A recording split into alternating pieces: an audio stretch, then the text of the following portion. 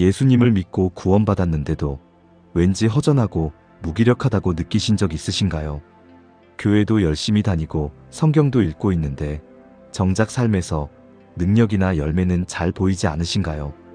오늘 영상에서는 바로 그 원인과 해답에 대해 함께 나누려고 합니다. 구원 이후에 반드시 체험해야 할 영적 진리, 바로 성령 세례에 대해 지금부터 함께 알아보겠습니다. 이 영상은 미국의 설교자 앤드류 워맥 목사님의 강연 내용을 바탕으로 재구성한 것입니다. 많은 분들이 성령 세례에 대해 오해하고 계십니다. 예수님을 믿었으면 그걸로 끝난 거 아닌가? 성령 세례는 또 무엇인가? 라고 의문을 가지시곤 합니다. 하지만 성경은 이 점에 대해 분명히 말씀하고 있습니다. 구원과 성령 세례는 서로 다른 경험입니다. 예수님께서는 제자들에게 예루살렘을 떠나지 말고 아버지께서 약속하신 것을 기다리라고 말씀하셨습니다. 그리고 이어서 이런 중요한 약속을 덧붙이셨습니다.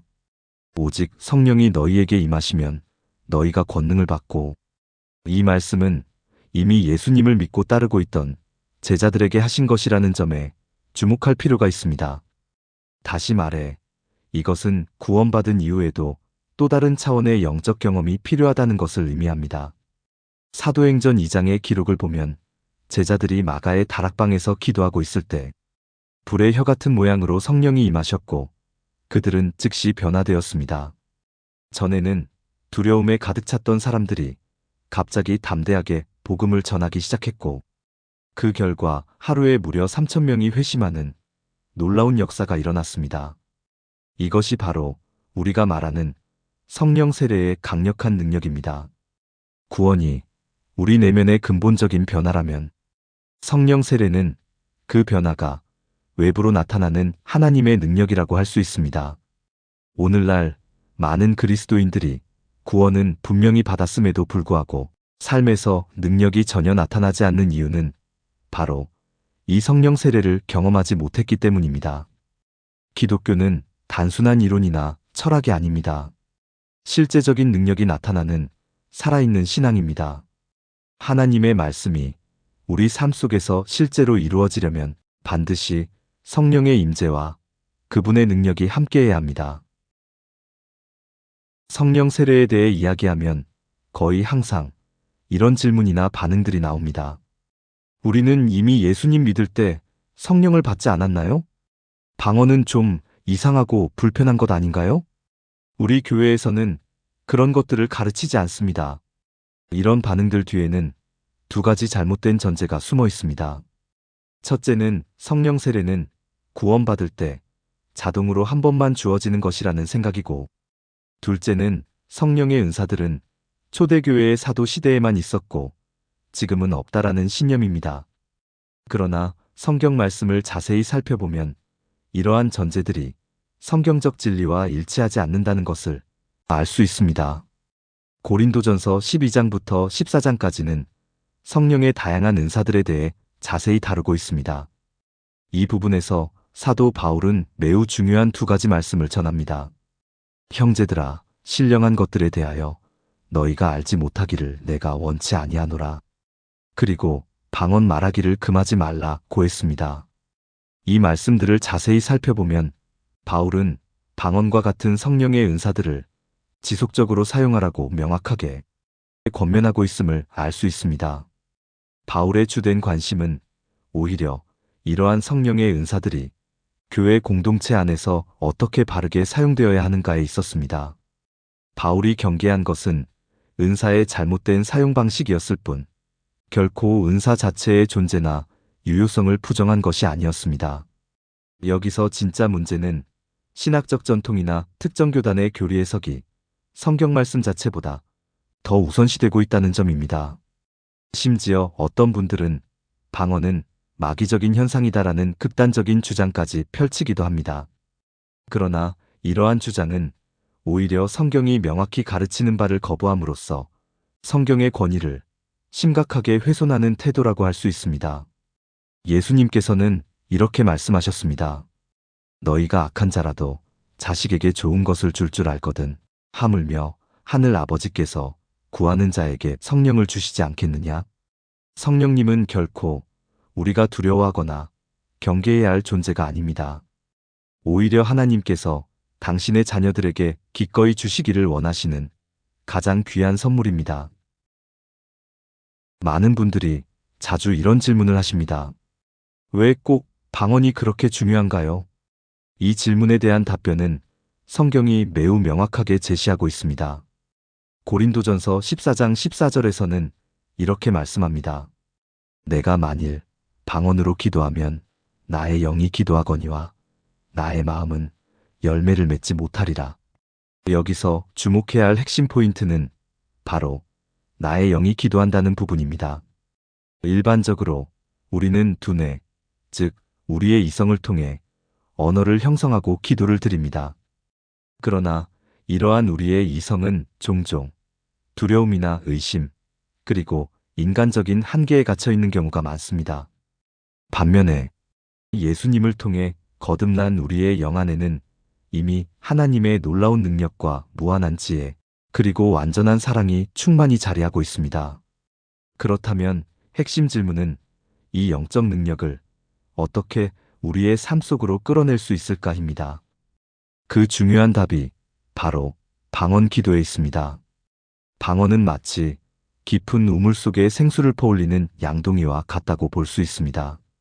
다시 말해, 방언은 우리의 영 안에 이미 존재하는 하나님의 지혜와 능력을 우리의 현실 세계로 끌어올리는 효과적인 영적 도구라고 할 수 있습니다. 이와 관련하여 로마서 8장 26절에서는 다음과 같이 중요한 가르침을 주고 있습니다. 이와 같이 성령도 우리의 연약함을 도우시나니 우리는 마땅히 기도할 바를 알지 못하나 오직 성령이 말할 수 없는 탄식으로 우리를 위하여 친히 간구하시느니라.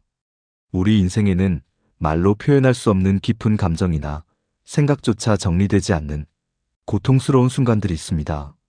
하지만 그런 모든 상황 속에서도 우리의 영이 하나님과 직접 소통할 수 있는 놀라운 방법이 마련되어 있습니다. 그것이 바로 성령 안에서 드리는 기도, 즉 방언 기도입니다. 이 방언 기도는 결코 이상하거나 극단적인 현상이 아닙니다. 오히려 성경이 분명히 가르치는 우리에게 주어진 강력한 영적 도구입니다. 오늘날 방언의 은사가 이미 끝났다고 주장하는 분들은 주로 고린도전서 13장 8절에서 10절까지의 말씀을 그 근거로 제시합니다. 이 구절에는 이렇게 기록되어 있습니다.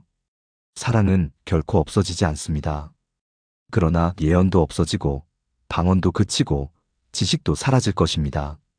우리가 부분적으로 알고 부분적으로 예언하지만 완전한 것이 올 때에는 부분적인 것이 없어질 것입니다.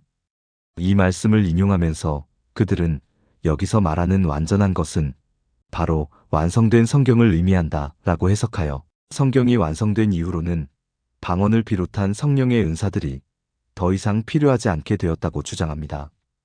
그러나 이러한 해석이 과연 타당한지 살펴보기 위해서는 그 다음 구절들도 함께 읽어볼 필요가 있습니다. 고린도전서 13장 12절에서 바울은 이렇게 계속 말씀합니다. 우리가 지금은 거울을 보는 것 같이 희미하게 보지만 그때에는 얼굴과 얼굴을 맞대고 볼 것이며 지금은 내가 부분적으로 알지만 그때에는 하나님이 나를 아신 것처럼 내가 완전하게 알게 될 것입니다. 이 구절들을 종합해보면 바울이 말한 완전한 것이란 완성된 성경이 아니라 예수님의 재림과 우리가 영화로운 몸으로 변화되는 그 미래의 시점을 가리키는 것임을 알 수 있습니다. 따라서 예수님이 다시 오시기 전까지는 방언과 예언과 지식의 은사가 모두 여전히 교회에 필요하다는 결론에 이르게 됩니다. 분명한 사실은 지금 우리가 살고 있는 이 시대는 여전히 바울이 말한 거울로 희미하게 보는 시대에 해당한다는 것입니다. 우리의 지식은 아직 제한적이고 불완전하며 세상에는 여전히 고통과 두려움, 그리고 많은 의문들이 존재합니다.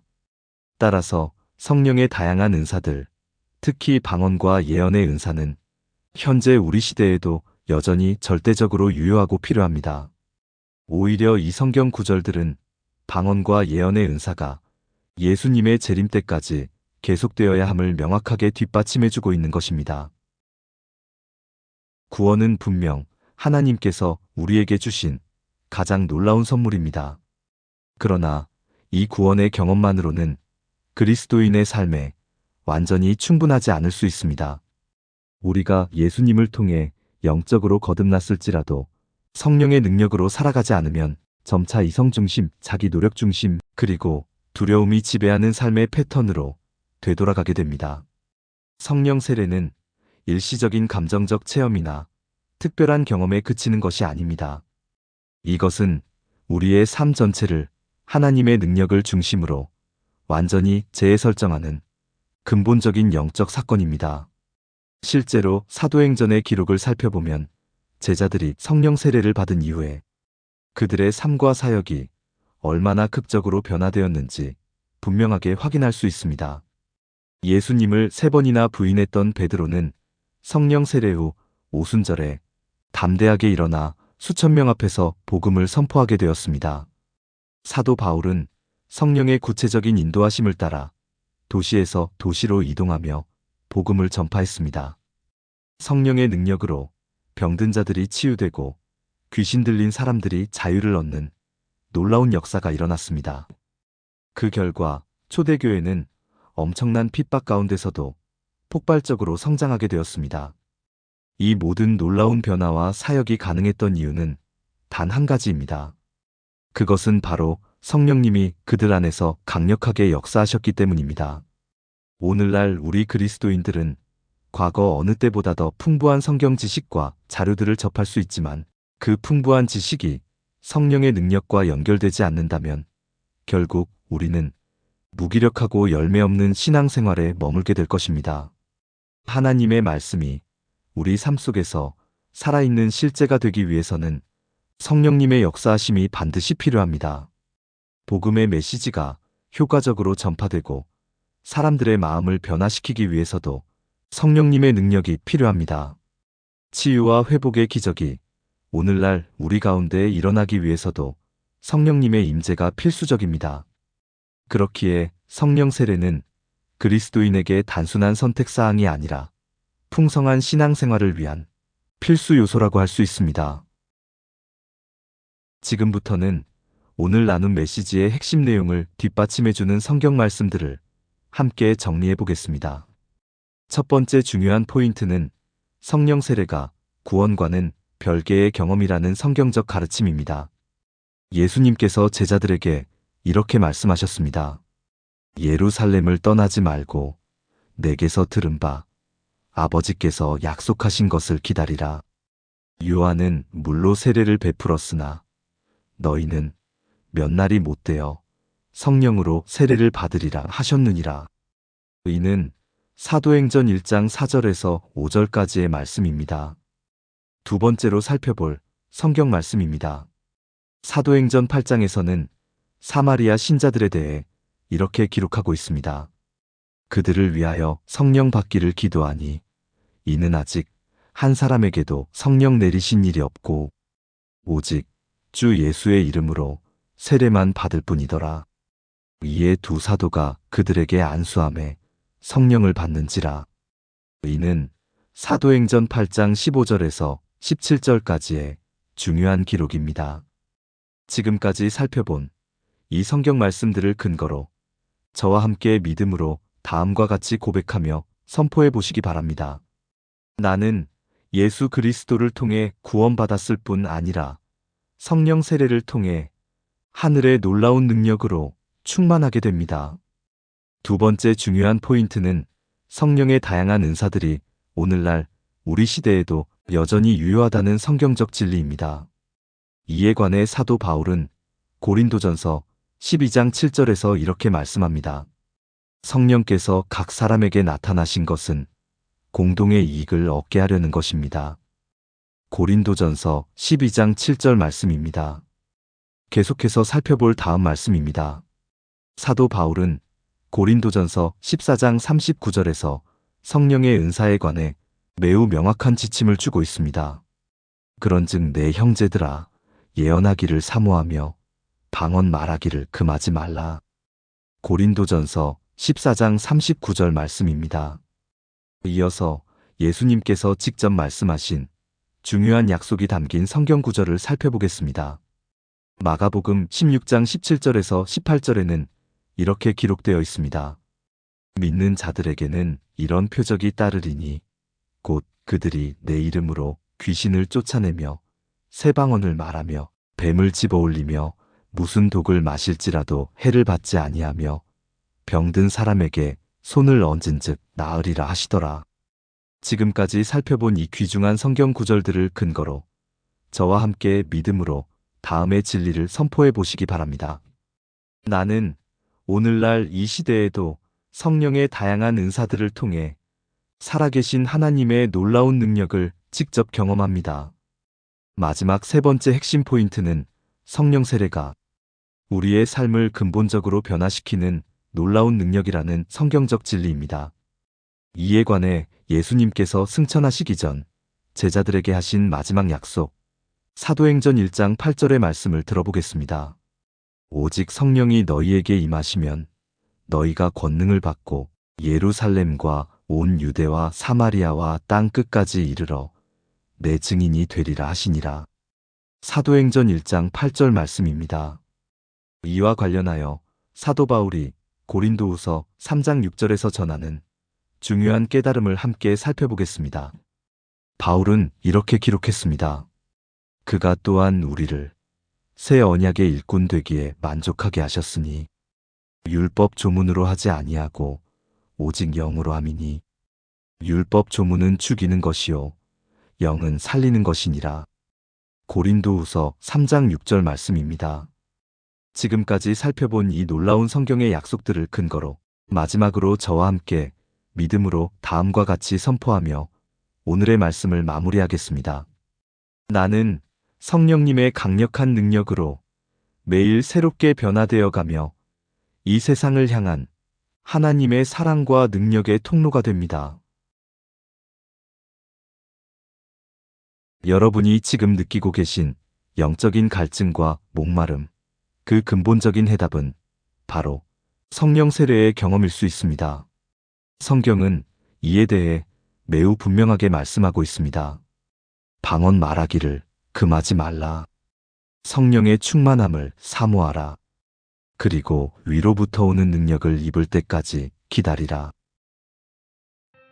오늘 이 영상의 내용이 여러분의 신앙생활에 도움이 되셨다면 좋아요와 구독, 그리고 알림 설정까지 해주시면 감사하겠습니다. 또한 댓글창에 오늘 새롭게 하신 결심이나 깨달음을 나눠주세요. 예를 들면 나는 오늘 나를 진정으로 살리는 것이 바로 성령의 능력임을 깨달았습니다 라고요. 기적은 결코 과거의 이야기만이 아닙니다. 오늘날에도 우리 가운데 여전히 일어나고 있습니다. 성령 세례는 분명한 현실이며 그 놀라운 능력은 오늘도 여전히 우리의 삶 속에서 유효합니다. 다음 영상에서 더 깊은 믿음의 주제로 여러분을 다시 만나 뵙기를 기대합니다. 시청해주셔서 진심으로 감사합니다.